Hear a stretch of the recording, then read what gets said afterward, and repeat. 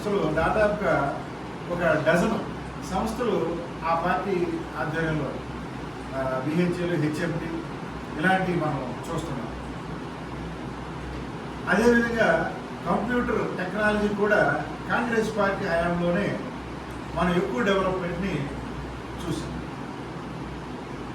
ఈ విధంగా మనము అగ్రికల్చర్ సెక్టార్లో అవనండి,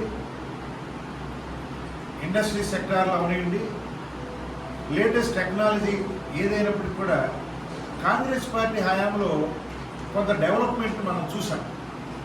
అయితే కాంగ్రెస్ పార్టీ పర్ఫెక్ట్ అని మేము చెప్పదలుచుకోవాలి. వాళ్ళు కొన్ని పనులు చేశారు. తర్వాత ఇన్సూరెన్స్ కార్పొరేషన్ ఇటువంటివి చాలా చూసాం. కానీ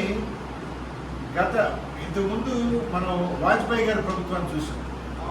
వాజ్పేయి ప్రభుత్వాన్ని ఇప్పుడున్న నరేంద్ర మోడీ ప్రభుత్వాన్ని కనుక కంపేర్ చేసి చూస్తే వాజ్పేయి గారు ఒక ఆలోచనలు కలిగిన వ్యక్తి. ఆయన అంత డిస్ట్రక్టివ్ వేలో పరిపాలన చేయలేదు, వినాశనకరమైన పరిపాలన చేయలేదు. అక్కడ కూడా కొన్ని ఇబ్బందులు ఎదురైనప్పటికీ కూడా ప్లీజ్ కమ్